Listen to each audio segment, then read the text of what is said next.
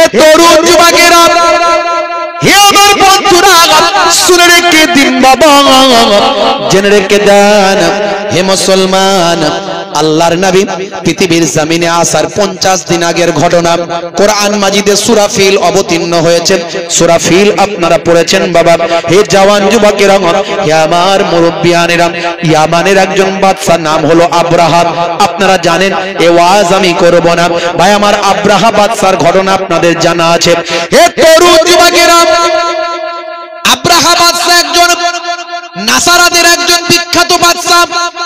সে মক্কার উপর ঈর্ষান্বিত হয়ে নিজের দেশেতে ইয়ামানে একটা ভাই আমার ঘর তৈরি করলো, রত্ন খচিত স্বর্ণ রৌপ্য বিভিন্ন অলংকার দিয়ে একটা ভাই আমার ঘর তৈরি করলাম।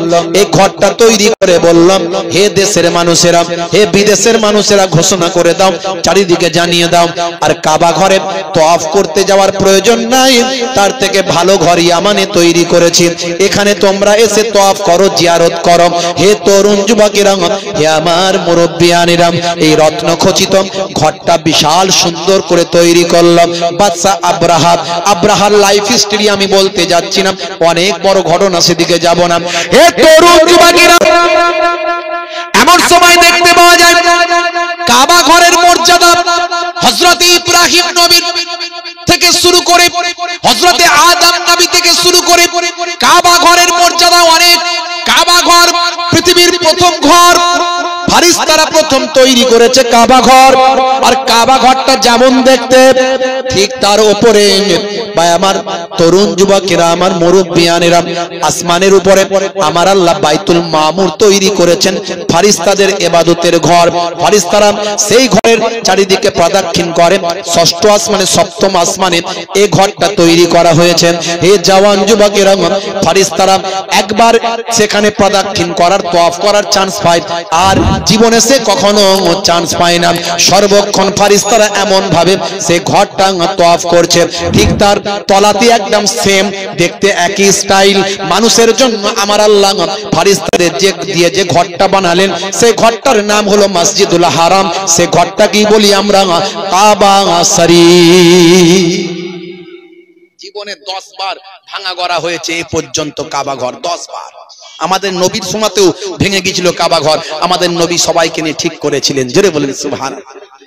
হে তরুণ যুবকেরা, হে আমার বন্ধুরা, আব্রাহা বাদশা এমন সময় মানুষজনকে যখন ঘোষণা করলো, ইয়ামানে আমি কাবার থেকেও বড় সুন্দর ঘর তৈরি করেছি, আর সব ব্যবসা বাণিজ্য ইবাদত বন্দেগী এই ঘরেতেই হবে, আর কাবাতে যেতে হবে না, মক্কায় যেতে হবে না। এ কথা শুনে মানুষের রাগান্বিত হলো, মানুষ রাগান্বিত হলো, মানুষ আশ্চর্যান্বিত হয়ে গেল। হাই রে হাই, পৃথিবীর শুরু থেকে বাপ 14 পুরুষ জীবনে যতদিন থেকে আমরা এসেছি, যতদিন থেকে শুনেছি কাবা ঘরের কত মর্যাদা, কত সম্মান। এই কাবা ঘর আল্লাহ প্রদত্ত ঘর, এটা তৎকালীন যুগের সবাই বিশ্বাস করত। ইহুদি নাসারা থেকে শুরু করে যত মানুষ তৎকালীন যুগে ছিল, সবাই কিন্তু আল্লাহর কাবা ঘরের সম্মান করত। হে তরুণ যুবকেরা, কাবা ঘরের এই অসম্মান সেই জামানার মানুষ মানতে পারল না। আব্রাহা নির্মিত চকচকে রত্ন খচিত এই ঘরেতে একজন ব্যক্তি গিয়ে সেখানে গোপনে পায়খানা করে দিল। এই পায়খানা করে দেওয়ার খবরটা যখন আব্রাহা বাদশার কানে গেল, আব্রাহা বাদশা উত্তেজিত হয়ে রাগান্বিত হয়ে ঘোষণা করল যে কাবা ঘরের জন্য আমার দেশের এই স্বর্ণ খচিত ঘরের অপমান হলো, সেই ঘরকে আমি পৃথিবীর জমিন থেকে নিশ্চিহ্ন করে দেব, সেই ঘরকে আমি পৃথিবীর জমিনে ধ্বংস করে দেব। অনেক বড় ঘটনা। বিরাট সৈন্য সামন্ত নিয়ে আব্রাহা বাদশা আসছে কাবা ঘর ভাঙতে, আল্লাহর নবীর জন্মের ঠিক 50 দিন আগে। কতদিন আগে? 50 দিন আগে। দাদা আব্দুল মোত্তালেব ভাই আমার চিন্তিত হয়ে পড়লেন যে আমার এই দেশের লোককে কিভাবে আমি গাইড করব। বাঁচানোর মালিক আল্লাহ, কিন্তু গাইডটা করব কিভাবে? এসি আব্রাহা বাদশা ভাই আমার যত মক্কার মানুষের উট ফুট এটা ওটা ছিল ভাই আমার, সব কি করলো? সব দখল করে নিল, সব ধরে নিয়ে গিয়ে আটকে দিল। তার মধ্যে দাদা আব্দুল মোত্তালেবের 200টা উট ছিল। হে তরুণ যুবকেরা, হে আমার বন্ধুরা, শুনে রেখে দিন বাবা, জেনে রেখে দেন। এমন সময় দেখতে পাওয়া যায় আব্রাহা বাদশা খবর দিল মক্কার কুরাইশদের, মক্কার কাবা ঘরের যে খাদেম, যে প্রধান দেখভালের দায়িত্বে যিনি আছেন, মক্কার সরদার, মক্কার নেতা বা আমার কুরাইশদের নেতা, কুরাইশদের সরদার, তাকে ডাক দাও, আমার সঙ্গে দেখা করো। আমি শুধুমাত্র কাবা ঘর ভাঙবো, আমি কোনো মানুষ মারতে আমি আসিনি, কারো ক্ষতি করার জন্য আমি আসিনি, কেবলমাত্র আমি কাবা ঘরটা ভেঙে দিয়ে চলে যাব, আমাকে যেন বাধা না দেয়, আর যদি বাধা দেয় তার সঙ্গে আমার লড়াই হবে। হে তরুণ যুবকেরা, আব্দুল মুত্তালিব চিন্তা করলেন, এই কাবা ঘর তো আল্লাহর ঘর, ফারিস্তারা তৈরি করেছে, এই কাবা ঘরের মালিক তো আমি নই, অতএব আমাকে কাবা ঘরের জন্য চিন্তা করতে হবে না। আর চিন্তা করলেও তো আমার কিছু করার নাই, কারণ আমার সৈন্য নাই, আমার ঢাল তলোয়ার নাই, আমার ঘোড়া নাই, আমার লড়াই করার সামর্থ্য নাই। ঠিক আছে, বাদশার সঙ্গে আমি দেখা করতে যাব। বাদশা তাঁবু গেড়েছে। ভাইরা আমার, তরুণ যুবকেরা আমার, আরাফাতের ময়দানের কাছাকাছি যে জায়গাটাতে তাঁবু গেড়েছিল, সেই জায়গাটা আমি নিজে চোখে দেখে এসেছি।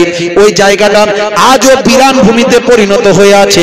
ওই জায়গাটাতে আল্লাহর গজব নাজিল হয়েছে।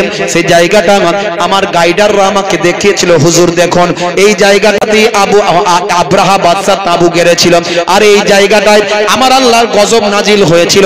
আজও সেই জায়গাটা বিরান ভূমিতে পরিণত হয়ে আছে।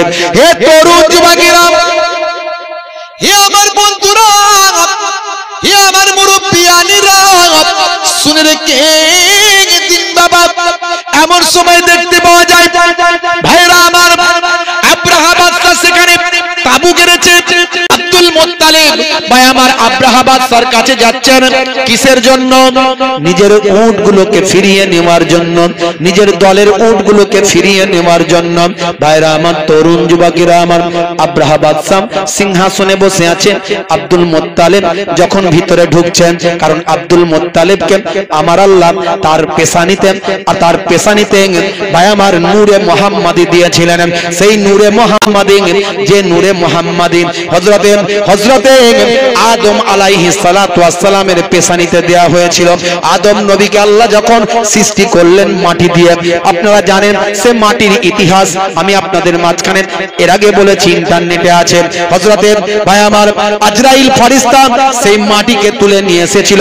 জিবরাইল ফেরেশতা মাটি তুলতে পারেনি, মাটি কেঁদেছিল, কেঁদে কেঁদে বলেছিল, আল্লাহ এই জিবরাইল, আমি মাটিকে নিয়ে যেও না, কারণ আমি জানি এ দিয়ে মানুষ তৈরি হবে, আর সে মানুষ অন্যায় করবে, পাপ করবে, জাহান্নামের আগুনে জ্বলবে।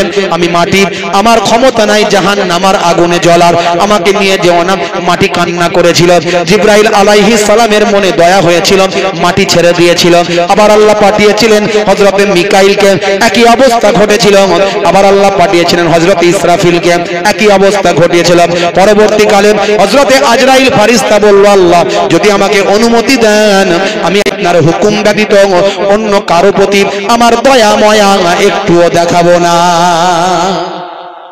ঘটনা আপনাদের জানা আছে। আজরাইল ফেরেশতা গিয়ে মাটি যখন তুলছে, তখন মাটি কাঁদছে, ছেড়ে দাও। বলে, আমার ছাড়ার কোনো রাস্তা নাই, তুমি এটা আমাকে জিবরাইল ফেরেশতা পাওনি, মিকাইল পাওনি, ইসরাফিল পাওনি, আমি আজরাইল। আল্লাহর হুকুম ছাড়া কিছু পরোয়া করি না। আমি কোন দুঃখ কষ্ট সব আমার ডায়েরিতে নাই, আমার খাতায় নাই। আমি মাটি নিতে এসেছি, নেব। জোর করে মাটি নিয়ে গিয়েছিল। সেই মাটি দিয়ে আল্লাহ পুতুল তৈরি করে 40 বছর ফেলে রেখে শুকাতে লাগলেন। আদম নবীর দেহ তৈরি হয়েছিল, আর সে দেহতে এসে শয়তান বারবার উঁকি মেরেছিল, এদিক দিয়ে ঢুকছে ওদিক দিয়ে বেরোচ্ছে। বলে, সর্বনাশ, এই আদম যেদিন তৈরি হয়ে যাবে সেদিন থেকে আমার খাতা বন্ধ হয়ে যাবে, আমার রাজত্ব সেদিন থেকেই ধ্বংসের খাতায় চলে যাবে। বুঝতে পারছেন? তো আমার আল্লাহ তাআলা আদম নবীকে তৈরি করে ভাই আমার নাকের ভিতর দিয়ে রূহ ভিতরে পাঠিয়ে দিলেন। রূহ যখন ভিতরে গেল, ভাই আমার রূহ গিয়ে বেরিয়ে চলে। আল্লাহ, এত অন্ধকার দেহের ভিতরে আমি রূহ থাকতে পারি নাকি? আমি থাকতে পারবো না। বেরিয়ে চলে এলো। আল্লাহ বললেন, হে রূহ দাঁড়াও, চিন্তা নাই। লাউহে মাহফুজ থেকে আমার আপনার নবীর নূরকে নিয়েছে আদম নবীর পেশানিতে দিয়ে দিলেন। দেবার সঙ্গে সঙ্গে আদম নবীর সারা শরীরটা নূরওয়ালা হয়ে গেল। এবার রূহকে নাকের ভিতর দিয়ে ঢোকানো হলো, রূহ আরামের সঙ্গে ভিতরে থাকতে লাগলো। আল্লাহ বললেন, হে রূহ, কোনো অসুবিধা? বলে আল্লাহ, বলে আল্লাহ কোনো অসুবিধা নাই, আরামের জায়গা পেয়ে গিয়েছি। সেই রূহ আদম নবী থেকে চলে গেল শীষ নবী, সেখান থেকে চলে গেল আস্তে আস্তে রাফতা বারাফতা ইব্রাহিম নবী, ইব্রাহিম নবী থেকে চলে এলো ইসমাইল নবী, সেইখান থেকে রাফতা বারাফতা চলতে চলতে চলতে চলতে ভাই আমার আপনার নবীর কাছে আসার আগে আব্দুল মুত্তালিব, আব্দুল মুত্তালিব থেকে এসে হাজির হলো আব্দুল্লাহ, আব্দুল্লাহ থেকে আমার আপনার দয়ার নবী পাকের কাছে সেই রূহ মুনতাকিল হয়ে চলে এলো। জোরে বলুন সুবহানাল্লাহ। আল্লাহ বলছেন, কদ জাআকুম মিনাল্লাহি নূরুন ওয়া কিতাবুম মুবিন। হে দুনিয়ার মানুষ, আমি তোমাদের কাছে পাঠিয়েছি একটা নূর এবং একটা প্রকাশ্য কিতাব। সমস্ত মুফাসসিরিনরা একমত যে কিতাবুম মুবিন মানে আল কোরআন, আর নূর কথার অর্থ হলো নূরে মুহাম্মাদি। জোরে বলুন সুবহানাল্লাহ। এক শ্রেণীর মানুষ নূর কথার ব্যাখ্যা অন্যদিকে নিয়ে যায়, নূর কথার মানে, নূর কথার ব্যাখ্যা অন্যদিকে নিয়ে যায়, নূরে মুহাম্মাদি মানতে চায় না। বুঝতে পারছেন? এই ওলামাদের মধ্যে, আলেমদের ভিতরে দুটো ভাগ। একটা হলো হুসাইনি পন্থী আলেম, ইমাম হুসাইন রাদিয়াল্লাহু তাআলা আনহুর দলেতে যারা ছিলেন তাকে ভালোবেসেছেন, আহলে বায়াতকে ভালোবেসেছেন, পয়গম্বরদের ভালোবেসেছেন, নবীকে ভালোবেসেছেন, আউলিয়ায়ে কেরামদের ভালোবেসেছেন, আহলে বায়াতকে ভালোবেসেছেন। হুসাইন পন্থী আলেম। আরেকদিকে আলেম যারা ছিল তৎকালীন যুগে, যারা এজিদকে সমর্থন করেছিল, এজিদের দলে ছিল এমন আলেম, এমন হাফেজ, এমন দাড়িওয়ালা নামাজি ছিল যারা নবী খানদানের প্রতি মহাব্বত ছিল না, যারা আহলে বায়াতের প্রতি মহাব্বত ছিল না, সেই তাদের খানদানের খানদান আজও আছে। দেখবেন এটা আপনি বক্তব্যের মাধ্যমে পরিস্ফুটিত হবে, বুঝে নেবেন যে এই বক্তার ভিতর থেকে যে আলোচনা উঠে আসছে তার মধ্যে নবী প্রেম নাই, অলি প্রেম নাই। আবার এই বক্তার বক্তব্যের মধ্যে দিয়ে যে আলোচনা উঠে আসছে তার মধ্যে নবী প্রেম আছে, অলি প্রেম আছে। তবে হ্যাঁ, যা হবে সেটা কোরআন হাদিসের পক্ষে হবে, বিপক্ষে যেন না চলে যায়। অতিভক্তি আবার চোরের লক্ষণ।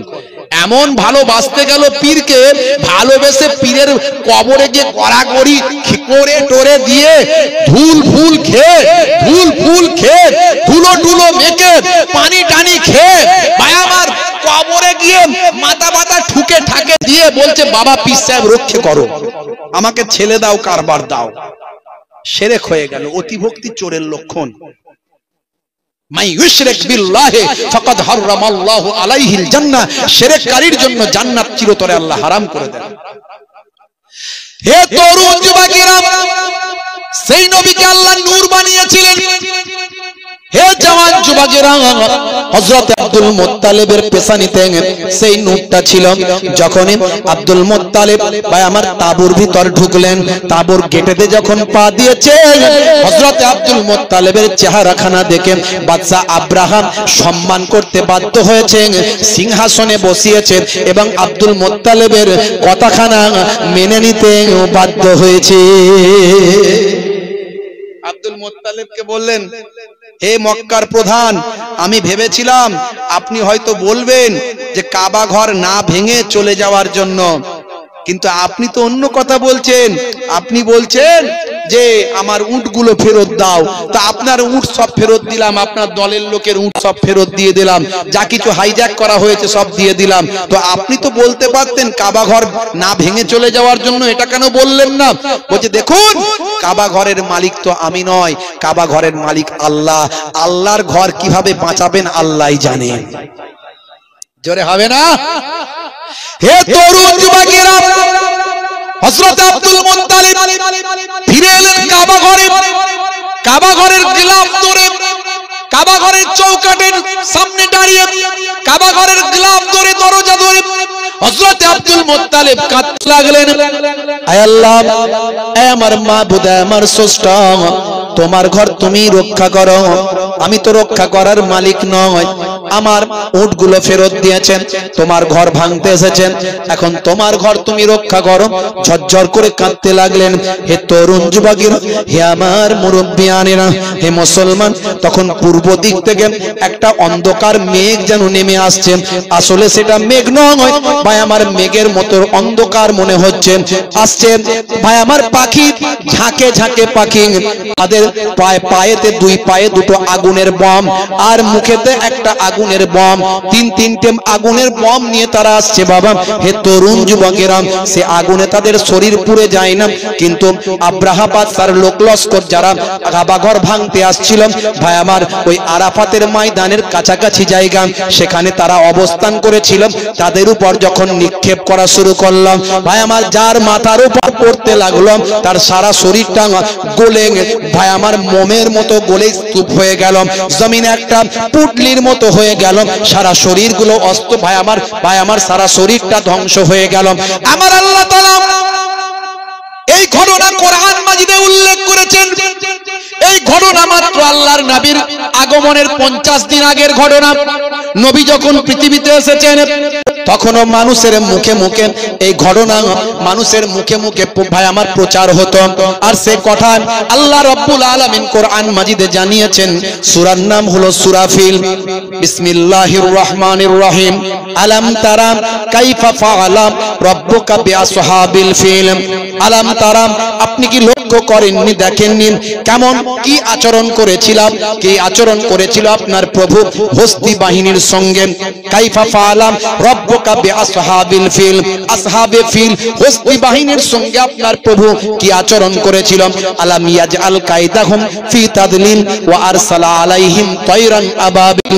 আপনার প্রভু কি তাদের সমস্ত চক্রান্তকে ব্যর্থ করে দেননি। ওয়া আরসালা আলাইহিম তায়রান আবাবিল, এবং তিনি তাদের উপর প্রেরণ করেছিলেন তায়রান আবাবিল, ঝাঁকে ঝাঁকে পাখি, ঝাঁকে ঝাঁকে পাখি তাদের উপর প্রেরণ করেছিলেন।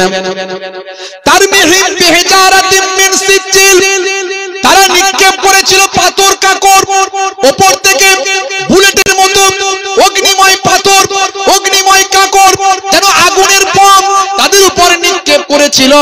তারমিহিম বিহিজারাতিন মিন সিজ্জিল ফাজালাহুম কাসফিম মাকুল, তারা সকলেই চর্বিত ঘাসের মতো স্তূপে পরিণত হয়েছিল।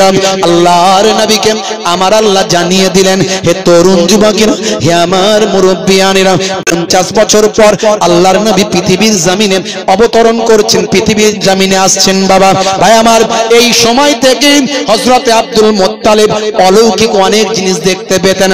আকাশে অনেক রকম অলৌকিক ঘটনা দেখা যেত, জমিনে অনেক রকম অলৌকিক ঘটনা দেখা যেত। তাই গভীর রাত হলেই আব্দুল মুত্তালিব কাবা শরীফের ছাদের উপর উঠে যেতেন, আকাশের দিকে তাকিয়ে থাকতেন কোথায় কি দেখা যায়। হে তরুণ যুবকেরা, আল্লাহর নবীর জন্মের একদিন আগে হযরত আব্দুল মুত্তালিব দেখতে পান ভাই আমার দোস্ত আমার, আকাশটা চারিদিকে কি রকম হচ্ছে, একটা চারিদিকে একটা পরিস্থিতি অন্যরকম। ভাইরা আমার, তরুণ যুবকেরা, আব্দুল মুত্তালিব প্রত্যেকদিন রাতের বেলা গভীর রাত্রিতে সবাই যখন নিঝুম কাবা ঘরের উপরে উঠে আকাশের দিকে তাকিয়ে থাকতেন। যেদিন আল্লাহর নবী জন্ম হয়েছে, বাবা পৃথিবীর জমিনে আগমন করেছেন, সেই দিন আব্দুল মুত্তালিব দেখলেন ভাই আমার দোস্ত আমার, পশ্চিম দিকটা পূর্ব দিকটা ভাই আমার আকাশটা আলোয় আলোকিত হয়ে গেছে, সারা পৃথিবীটা একটা দিন হয়ে গেছে, একটা জ্যোতির্ময় হয়ে গেছে।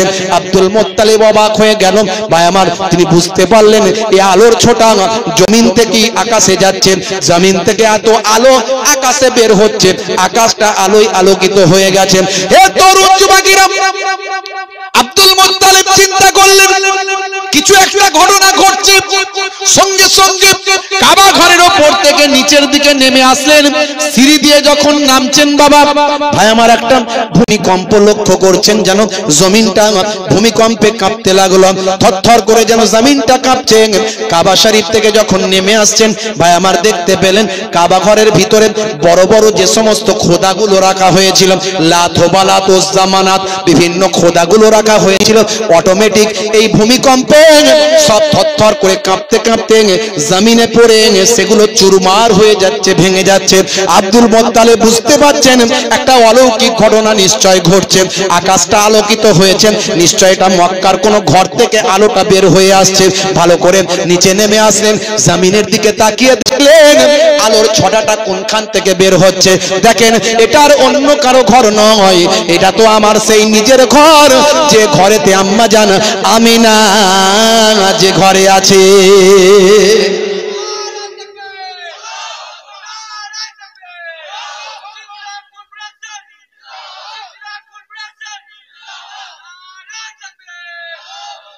হে তরুণ যুবকেরা, আব্দুল মুত্তালিব লক্ষ্য করলেন আমিনার ঘরটা আলোয় আলোকিত হয়েছে, আমিনার ঘরেতে একটা নূর নেমে এসেছে।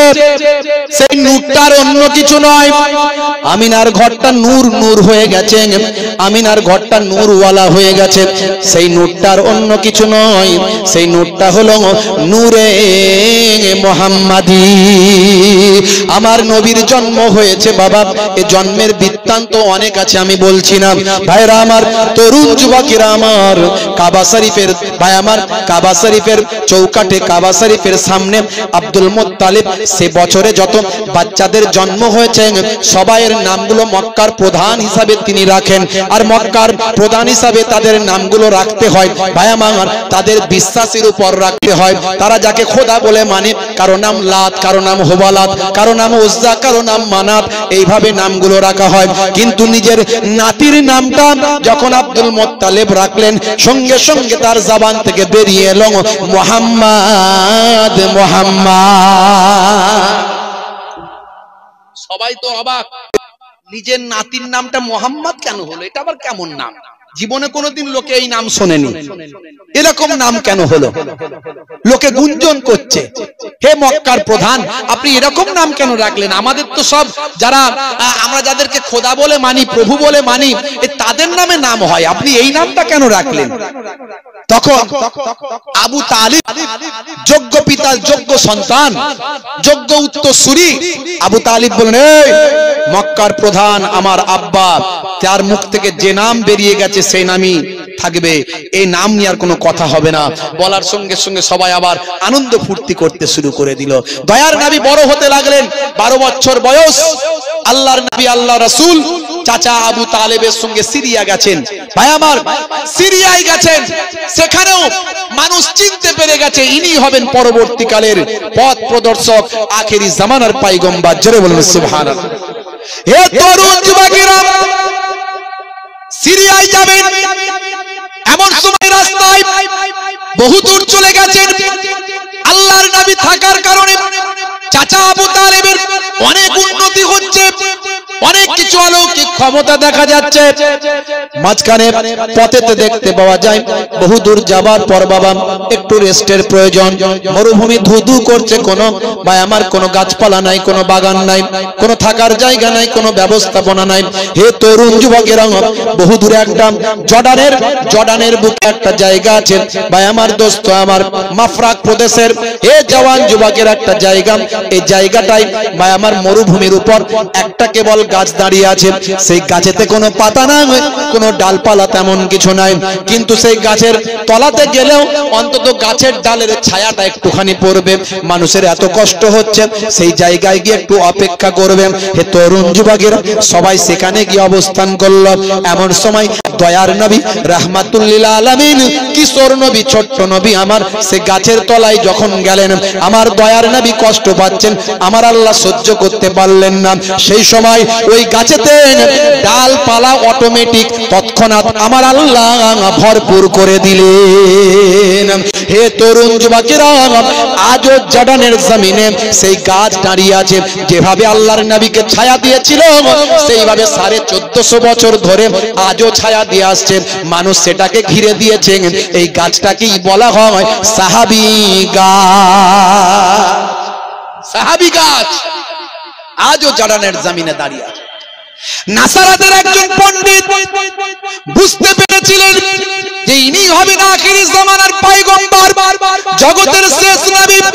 নাসারাতের পণ্ডিত ভাই আমার বুহাইরা বলেছিলেন, হে তরুণ যুবকেরা, হে আমার মুরব্বিয়ানেরা, শুনে রেখে দিন বাবা, নাসারাদের ধর্মীয় পণ্ডিত বুঝতে পেরেছিলেন। তিনি বলেছিলেন, ও বাবা আবু তালেব, ইনি হবেন আখিরি জামানার পয়গম্বর। তার নিশানি আমি দেখতে পাই, আসমানি কিতাবগুলো পড়লে বুঝতে পারেন। এনাকে সিরিয়ায় নিয়ে যেও না বাবা, সিরিয়ায় নিয়ে যেও না, সিরিয়ায় নিয়ে যেও না। এর দুশ্মন ইয়াহুদরা চায় না ইসমাইলের বংশধর থেকে কোন নবীর আগমন ঘটুক, ইসমাইলের বংশধর থেকে কোন নবীর আগমন ঘটুক। কারণ ইসমাইল আলাইহিস সালাম ছিলেন হযরত ইব্রাহিম নবীর বায়ামার দ্বিতীয় স্ত্রী মা হাজেরার সন্তান।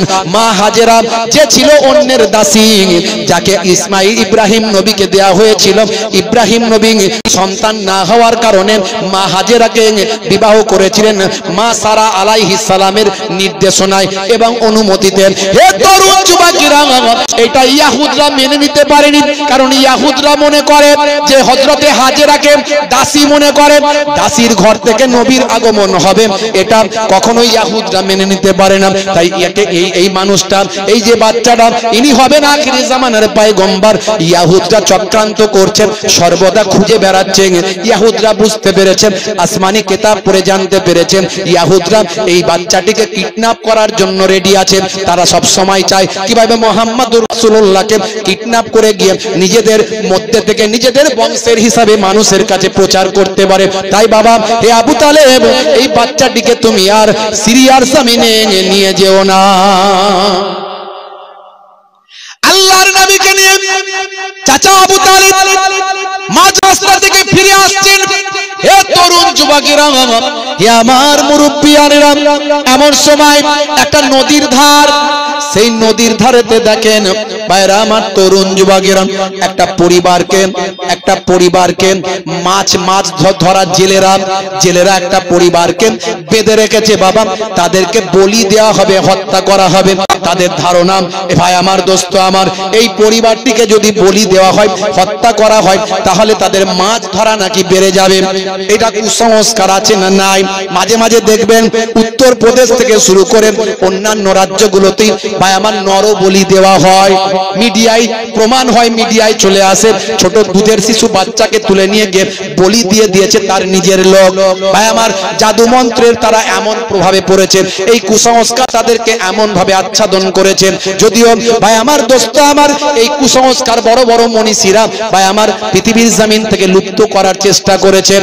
হে তরুণ যুবকেরা, রাজা রামমোহন রায় যদি পৃথিবীর জমিনে না আসতো, আজও সতীদাহ প্রথা চলতো কিনা জানি না। রাজা রামমোহন রায়ের প্রচেষ্টায় সেই জমানায় সরকারের সঙ্গে ভাই আমার তিনি সহযোগিতা করে চেষ্টা করে সতীদাহ প্রথা নিবারণ করেছেন, বন্ধ করেছেন। স্বামী মারা গেলে জ্যান্ত তার স্ত্রীকে চিতায় নিক্ষেপ করা হতো। এরকম কুসংস্কার ছিল না। হে তরুণ যুবকেরা, তাই মনীষীদের সম্মান করতে হবে, সমস্ত মনীষীদের রেসপেক্ট করতে হবে, সমস্ত ধর্মকে সম্মান করতে হবে। কোন ধর্মকে কোনোদিন ছোট করবে না, নেগলিজেন্সি করবেন না, কোন ধর্মের বিরুদ্ধে কটু কথা বলবেন না। কারণ আপনার ইসলাম বলে দিয়েছে অন্যের ধর্মকে খারাপ বলবে না, কারণ সেও তো তোমার ধর্মকে খারাপ বলবেন। হে তরুণ যুবকেরা, তাই আল্লাহর কোরআন বলেছে, তুমি যদি আমার ধর্মকে পছন্দ না করো, তুমি তোমার ধর্মটা নিয়ে থাকো, লাকুম দীনুকুম ওয়ালিয়া দিন। হে তরুণ যুবকেরা, হে আমার মুরব্বিয়ানেরা, শুনে রেখে দিন বাবা, জেনে রেখে দেন, হে মুসলমান, 1450 বছর আগে নবী আমার তখন কিশোর নবী। সেই সময় দয়ার নবী আমার সতীদাহ প্রথা বন্ধ করেছিলেন। সেই সময় দয়ার নবী আমার ভাই আমার নরবলি প্রথা বন্ধ করেছিলেন। 1450 বছর আগে আল্লাহর নবী দো জাহানের বাদশা হাবিবুল্লাহ জনাবে মুহাম্মদুর রাসূলুল্লাহ সাল্লাল্লাহু আলাইহি ওয়াসাল্লাম সেই নদীর পাড়ে এসে হাজির হলেন। সেই নদীর পাড়ে আল্লাহর নবী এসে হাজির হলেন। ছোট্ট বাচ্চা তখন কিশোর বয়স।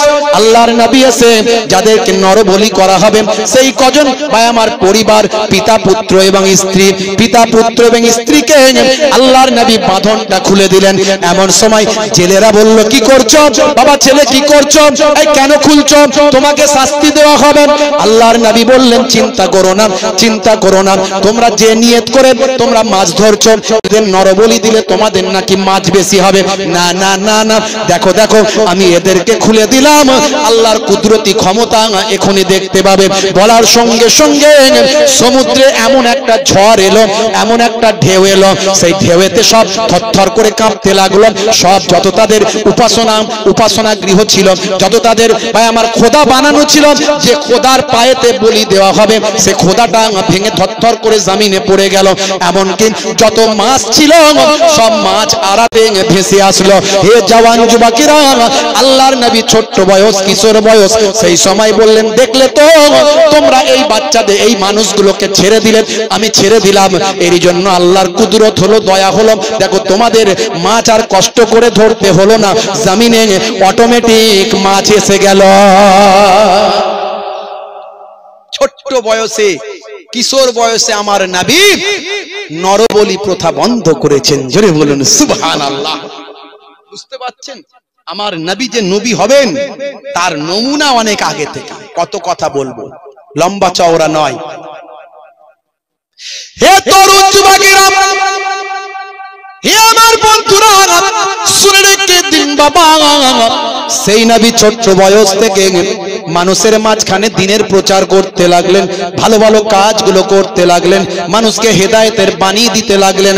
হে বান্দারা শুনে রেখে দাও, জেনে রেখে দাও, যুদ্ধ করো না, মারপিট করো না, দাঙ্গা হাঙ্গামা করো না, অশান্তি করো না, খুন খারাপি করো না। তৎকালীন যুগে অন্যায় অবিচারে মানুষ লিপ্ত ছিল, আল্লাহর নবী সমস্ত অন্যায় অত্যাচার বন্ধ করেছিলেন। হে তরুণ যুবকেরা, হে আমার বন্ধুরা, দয়ার নবী আমার মানুষকে হেদায়েতের আলো দেখাতে লাগলেন। মক্কার বুকে সমস্ত অন্যায় অত্যাচার পাপাচার বন্ধ করলেন। আবু জাহিল হেদায়েত হলো না, আবু লাহাব হেদায়েত হলো না, কিন্তু হযরতে আবু বকর সিদ্দিক, হযরতে ওমর ফারুক আল্লাহর নবীর কথাতে হেদায়েত প্রাপ্ত হয়ে যায়। ফাযাক্কির ফাইন্না যিকরা তানফাউল মুমিনিন। হে নবী আপনি ওয়াজ করতে থাকুন, আপনার ওয়াজ মুমিনদের উপকারে লাগবে। You keep telling, believers will benefit. আপনি বিশ্বাসীরা আপনার কথাই বেনিফিট হবে। জোরে বলুন সুবহানাল্লাহ। মুসলমান, আমার আপনার নবী হেদায়েতের বাণী দিয়েছিলেন। আমি অনেক ওয়াজ করেছি, ইন্টারনেটে গেলে পাবেন 20-25 হাজার বক্তব্য আছে, পাবেন।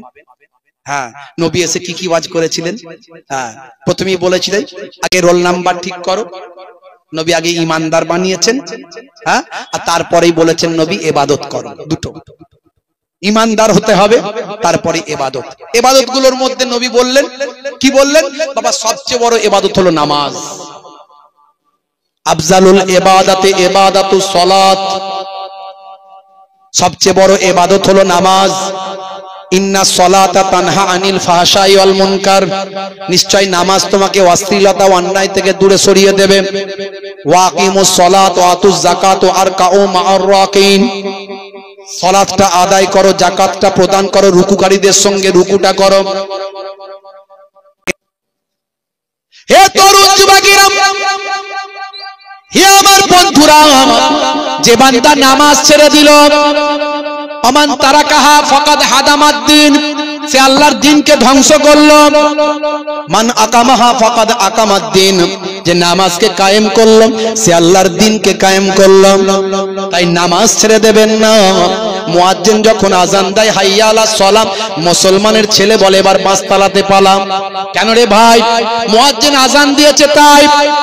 যদি দেখতে পায় তাহলে বলবে ঝন্টু নামাজ পড়বি আয়। তাই তাড়াতাড়ি বাস বাগানের ঝাড়ে গিয়ে ফ্রি ফায়ার আর পাবজি চালায়, চায়ের দোকানে বসে বসে ক্যারাম খেলে সময় কাটায়, তাস খেলে জুয়া খেলে সময় কাটায়। কিন্তু নামাজে গিয়ে নামাজটা পড়লে আল্লাহর সঙ্গে মোলাকাত হবে, দোয়াটা কবুল হবে, এটা সে করে নাই। আছে না নাই? আমার নানা জান ছোট হুজুর কেবলা সারাটা জীবন নামাজের দাওয়াত দিয়েছেন, কথা ঠিক না ভুল? শত শত মাদ্রাসা, হাজার হাজার মাদ্রাসা, মসজিদ, জলসা কায়েম করেছেন। সবচেয়ে বেশি ওয়াজ করতেন নানাজান ছোট হুজুর কেবলা। মাঝে মাঝে রেগে গিয়ে বলতেন, কি দিয়ে বোঝাও বাবা, ছুরা আর কোদাল দিয়ে বোঝাবো? আল্লাহর ওলি ছিলেন তারা, বুঝতে পারছেন? আমার দাদাজান পিন্নগরী হুজুর পীর কেবলা, তিনি বলতেন বাবা দিনে রাতে 24 ঘন্টায় 23 ঘন্টা বিভিন্ন কাজ নিয়ে থাকো, 1 ঘন্টা নামাজে দাও। 12 মিনিট করে সময় দিলে 5 12 60, 1 ঘন্টা নামাজে দিলে আমার আল্লাহ তোমার 23 ঘন্টা সাকসেসফুল করে দেবেন। মুয়াজ্জিন আজান দেয়, হাইয়া আলাস সালাহ, এসো নামাজের দিকে এসো। নামাজের দিকে এলে কি হবে? আল্লাহ বলছেন হে মুয়াজ্জিন বলে দাও কি লাভ হবে। মুয়াজ্জিন বলছে হাইয়া আলাল ফালাহ,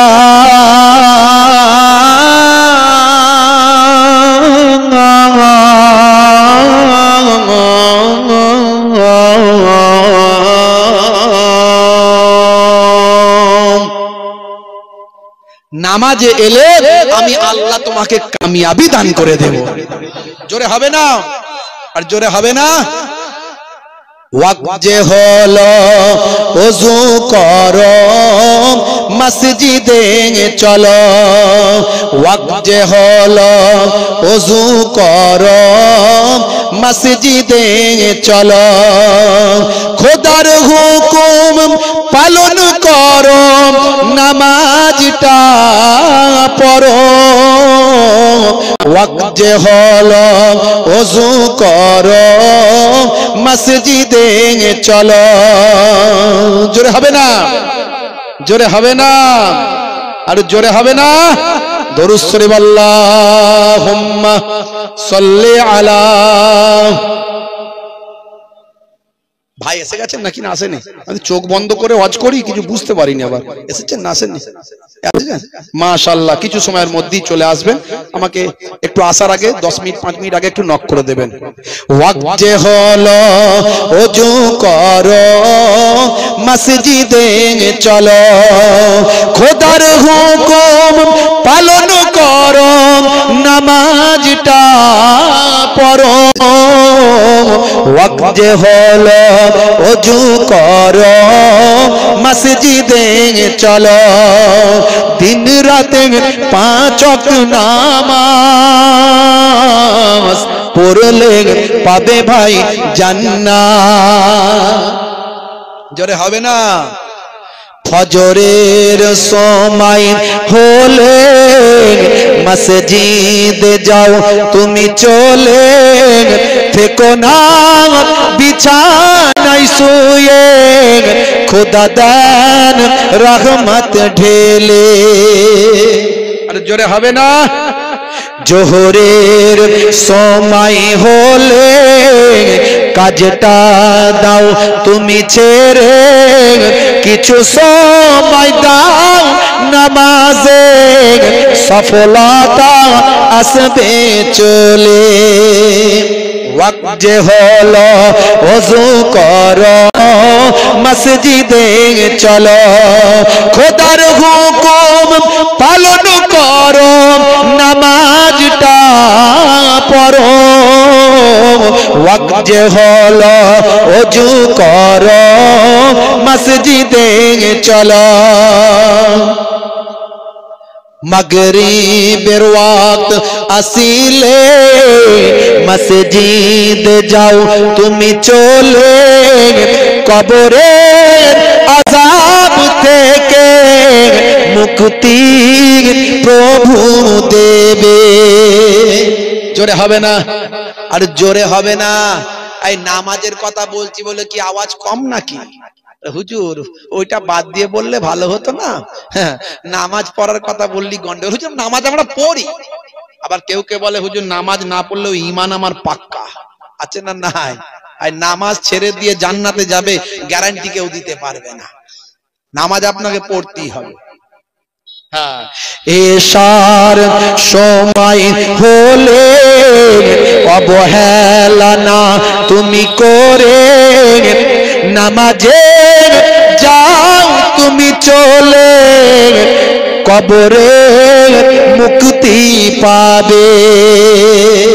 ওয়াক্ত যে হলো ওযু করো মসজিদে চলো, খোদার হুকুম পালন করো নামাজটা পড়ো, ওয়াক্ত যে হলো ওযু করো মসজিদে চলো। জোরে হবে না? জোরে হবে না? ভাইরা আমার, বড় ইবাদত নবী বড় আমাল বড় ইবাদতের কথা নামাজের কথা বললেন। আস-সালাত আস-সালাত ওয়া মা মালাকাত আইমানুকুম। হে সাহাবীরা, হে ঈমানদারেরা, নামাজ নামাজ। ইন্তেকালের আগে নবী আমার নামাজের কথা বারবার বললেন, নামাজ ছাড়বেন না। সুন্নতগুলোর কথা বললেন। একদিকে বড় ইবাদত নামাজ, রোজা, হজ, যাকাত, আর একদিকে ছোট ছোট ইবাদত সুন্নাত। আমি অনেক সুন্নতের কথা বলেছি। বসে পানি পান করা সুন্নাত, চেটে পচে খাওয়াটা সুন্নাত। ভাই আমার, দোস্ত আমার, আমার নবী কত বড় মহাবিজ্ঞানী একটু ভাবুন। আজকের স্বাস্থ্য বিশেষজ্ঞরাও অবাক, আজকের বিজ্ঞানীরাও অবাক।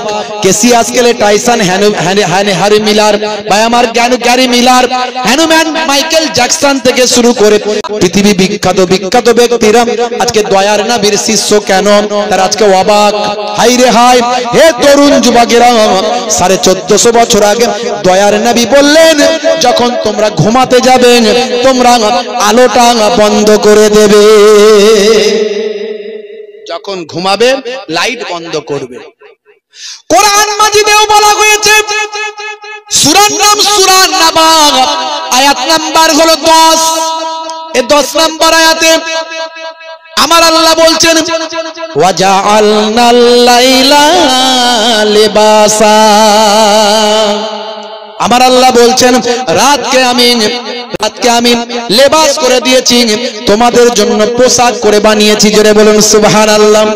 হে তরুণ যুবকেরা, হে আমার মুরব্বিয়ানেরা, লেবাস পোশাক যেন শরীরের সঙ্গে আঁকড়ে থাকে, লেগে থাকে, আমি রাতকে তোমাদের সঙ্গে লাগিয়ে রাখার জন্য সৃষ্টি করেছি। হে জওয়ান যুবকেরা, এই আয়াত দ্বারা প্রমাণ হয় রাতের বেলা অন্ধকারকে আচ্ছাদন করো, অন্ধকারকে শরীরের সঙ্গে লাগিয়ে নাও। তার মানে রাতটাই তুমি যখন ঘুমাবে তখন অন্ধকার করে দাও। এই আয়াত দ্বারা এটা ব্যাখ্যা আছে।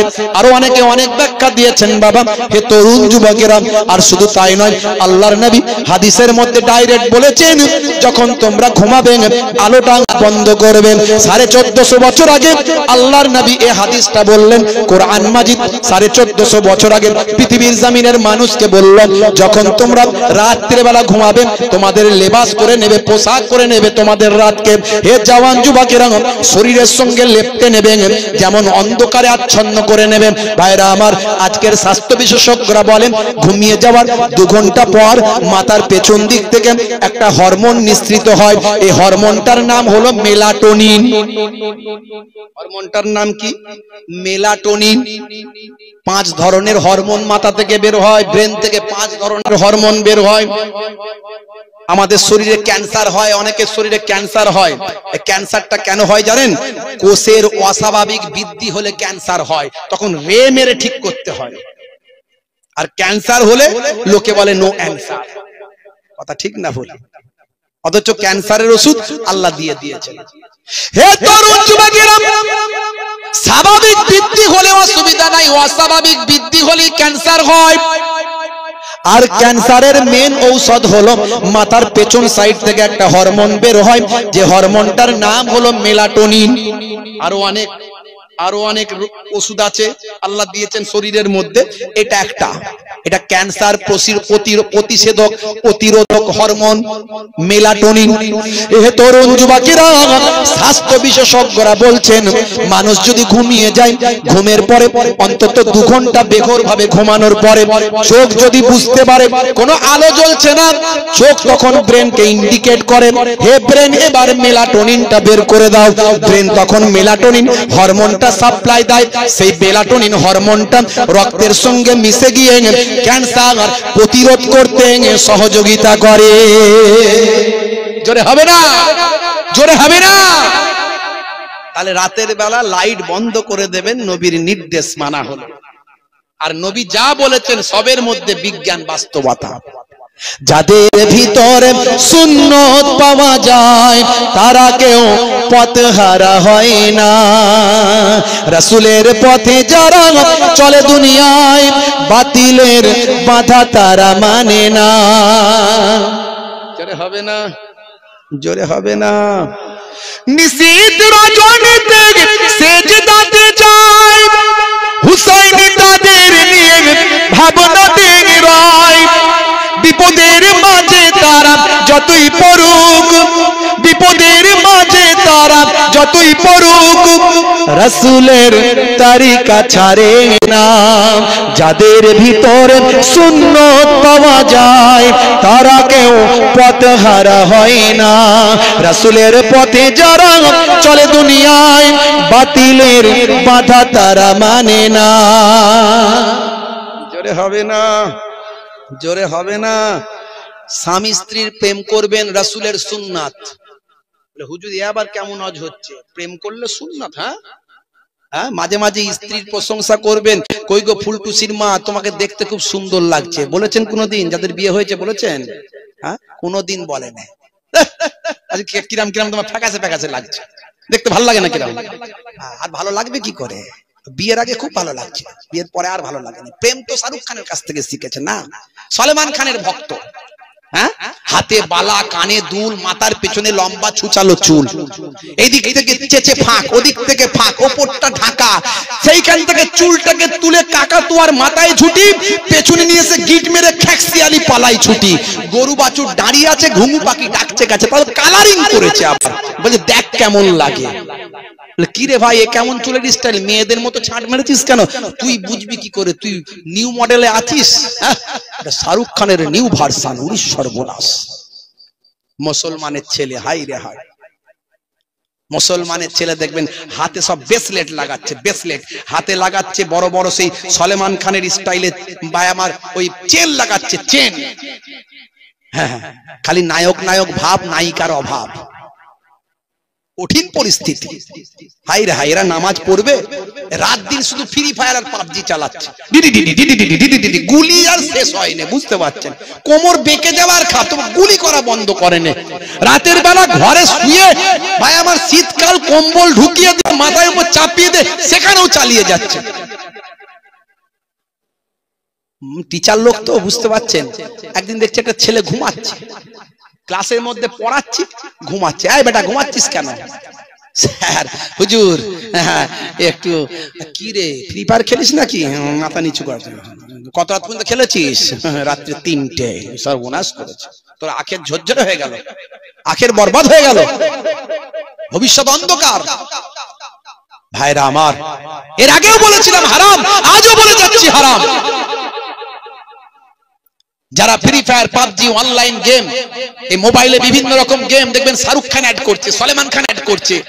কোথায় আদানি আম্বানি, ভাই আমার মুকেশ আম্বানি, তার বউ নীতা আম্বানি, তার ছেলে অনন্ত আম্বানি, সে বলছে আমার বিয়ের খুশিতে এই গেমটা ছাড়া হলো, খেললি এত টাকা।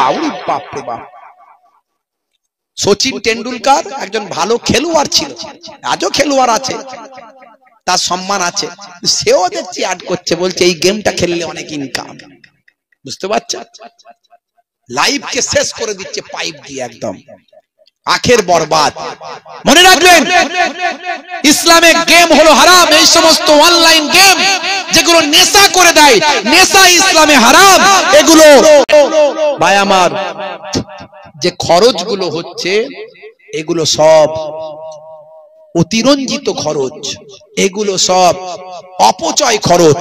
কোরআন মাজিদ বলেছে, আল্লাহ রাব্বুল আলামিন জানিয়েছেন, ইন্নাল মুবাজ্জিরিনা কানু ইখওয়ানা শায়াতিন। অপচয় খরচাকারী হলো শয়তানের ভাই।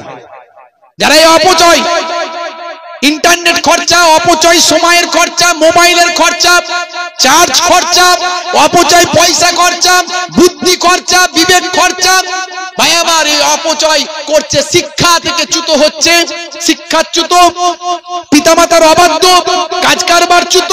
এই অপচয় করার কারণে একে তো হারাম, কুল্লু মুস্কিরিন হারাম, প্রত্যেক নেশা হলো হারাম। এই যারা অনলাইন ফ্রি ফায়ার, পাবজি খেলছে, হারাম তো করছে, হারাম কাজ করছে, তার সঙ্গে সঙ্গে শয়তানের ভাইয়ে পরিণত হচ্ছে, শয়তানের ভাইয়ে পরিণত হচ্ছে। আমি আজকে বলে দিয়ে গেলাম, বাবা মার চালাক ভাইরা আমার,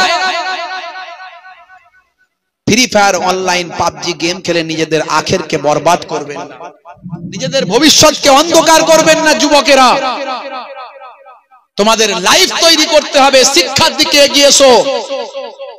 তোমার মধ্যে যে ক্রিয়েটিভিটি, তোমার মধ্যে যে অ্যাক্টিভিটিস, তোমার মধ্যে যে নলেজ, সেই নলেজকে কাজে লাগাও।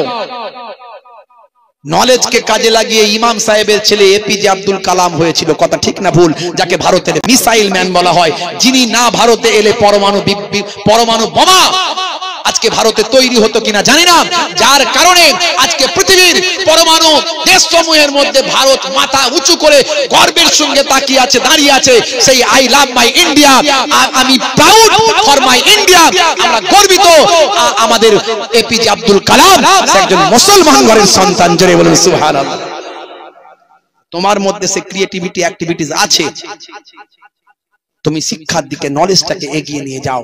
ভাইরা আমার, মুসলমান আমার নবীর সুন্নত গুলোকে মেনে চলার চেষ্টা করো।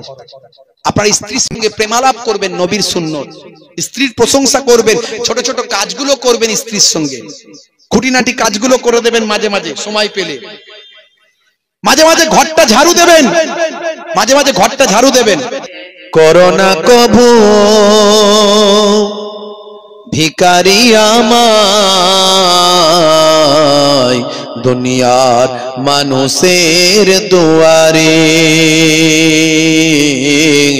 দুনিয়ার মানুষের দুয়ারে। আল্লাহুম্মা সাল্লি আলা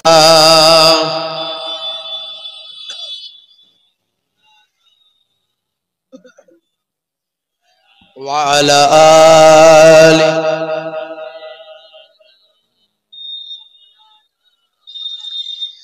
হে আমার ইসলামী ভাই, হে আমার ইসলামী ভাই, হে আমার ইসলামী ভাই, হে আমার ইসলামী ভাই, চলো চলে যাই দূর মদিনায়। হে আমার ইসলামী ভাই, হে আমার ইসলামী ভাই, হে আমার ইসলামী ভাই। আল্লাহুম্মা সাল্লি আলা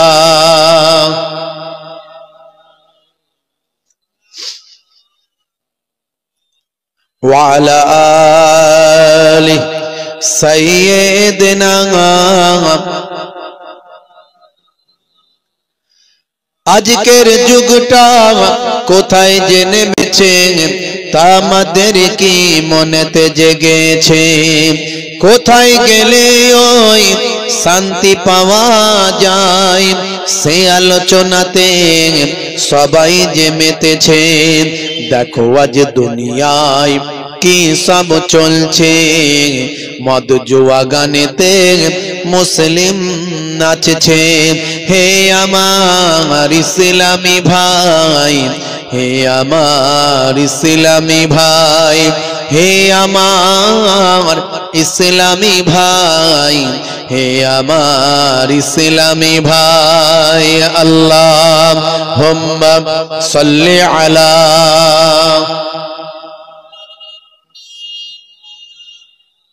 ওয়া আলা আলি।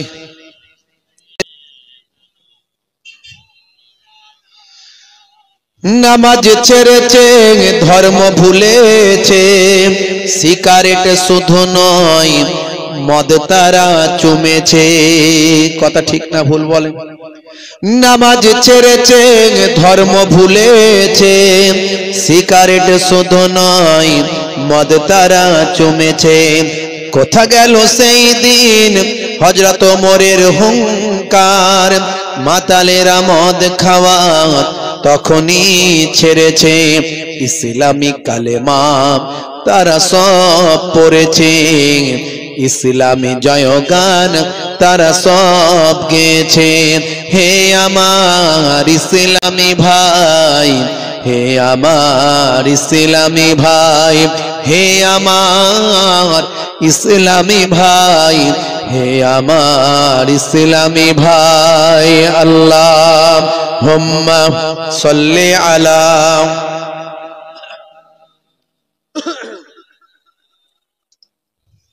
ওয়া আলা আলি।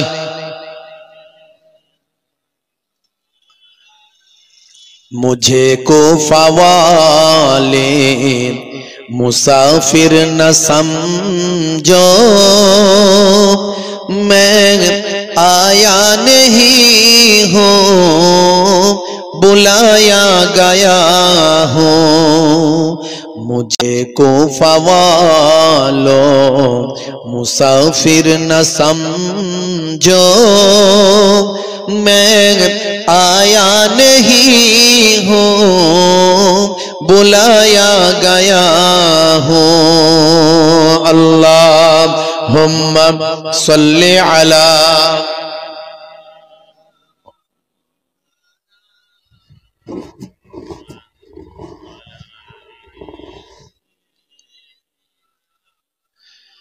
के मेहमा बना कर सताया गया हूँ मैं रोया नहीं हूँ रुलाया गया हूँ मुझे कोफा वालों मुसाफिर न समझो मैं आया नहीं हूँ बुलाया गया हूँ कि मेहमा बना कर सताया गया हूँ मैं रोया नहीं हूँ रुलाया गया हूँ अल्लाहुम्मा सल्ली अला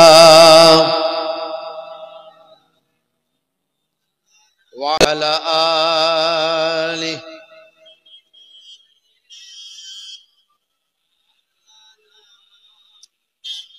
रसूल तुमी दयार सागर हबीब अल अमीन रसूल तुमी दयार सागर हबीब अल अमीन তোমার দয়াই পূর্ণ হলো সারা পৃথিবী জোরে হবে না জোরে হবে না তোমার দয়াই পূর্ণ হলো সারা পৃথিবী তুমি করলে দুঃখ মোচন দুঃখী মহিলাদের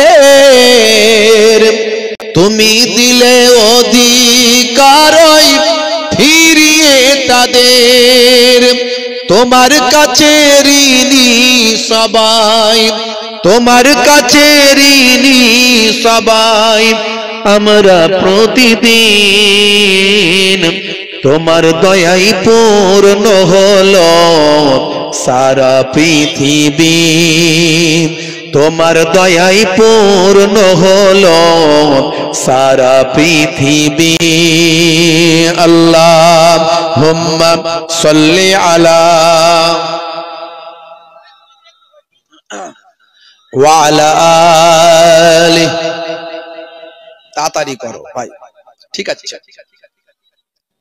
আমাকে ডেকে নাও নবী তো জাহান আমি যে তোমার গো মদিনার গোলাম জোরে হবে না জোরে হবে না আমাকে ডেকে নাও নবী তো জাহান আমি যে তোমার গো মদিনার গোলাম তোমারই নামটা মনেতে এঁকেছি তোমারই ফুল দিয়ে মালা গেঁথেছি তোমারই নামটা মনেতে এঁকেছি তোমারই ফুল দিয়ে মালা গেঁথেছি তোমারই ইশকে আমি যে ডুবেছি তোমারই সাফাত আমি যে চেয়েছি জোরে হবে না আমাকে ডেকে নাও নবী তো জাহান আমি যে তোমার গো মদিনার গোলাম আল্লাহুম্মা সাল্লি আলা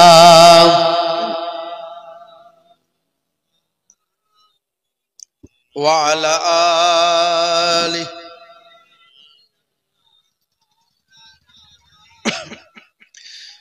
তুমি যে এ ধরাই নিয়ে এলে শান্তি লাখো কোটি হৃদয়ে পেল যে প্রশান্তি তুমি যে এ ধরাই নিয়ে এলে শান্তি, লাখো কোটি হৃদয়ে পেল যে প্রশান্তি। তোমারই নামেতে কলম ধরেছি, তোমারই নাত আমি কণ্ঠে গেয়েছি। আমাকে ডেকে নাও নবী দো জাহান, আমি যে তোমার গো মদিনার গোলাম।